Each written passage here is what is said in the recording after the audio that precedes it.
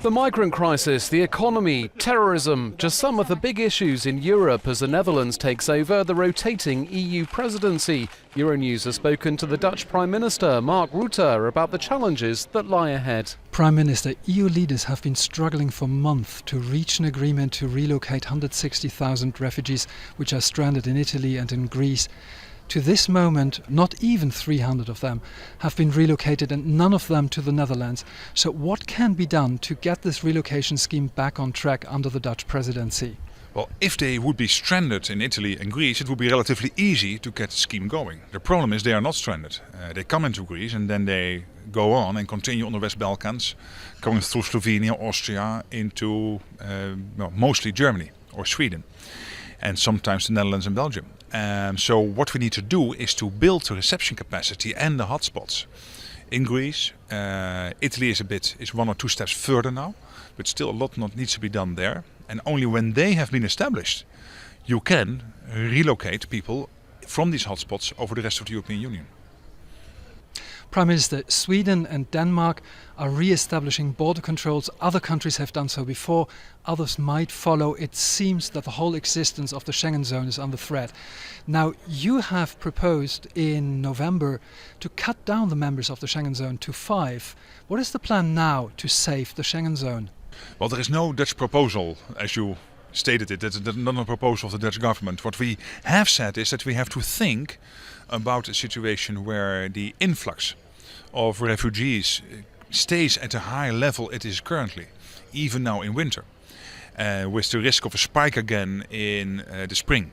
And then you have to think about what are the alternatives to what-ifs. And I cannot go into what the what-ifs are I'm thinking of. All energy now is focused on getting the deal with Turkey working, on building the hotspots and reception capacity in Greece and Italy. So that will be all the focus over the next 2 months. Mr. Rutte, in April there will be a referendum in the Netherlands on the EU-Ukraine Association Treaty. How would you deal with a negative outcome which is likely to happen? Well, we are, of course, working on a positive outcome. And this is not a referendum the Dutch government called. There is a law in the Netherlands where so many people, through signatures, can force a referendum, a consultative referendum on a particular issue. And this is what happened here.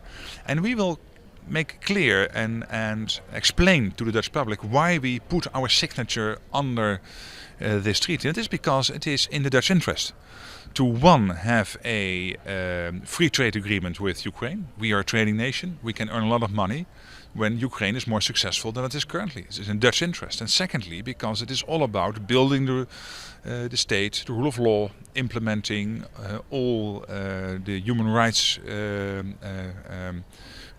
the things we have fought for in the European Union. Some of the people against it think it is the first step to membership. It is not.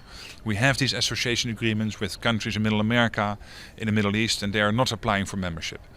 Maybe for the Eurovision Song Contest, but not for the European Union. But still, if there is a negative outcome, how will the government react?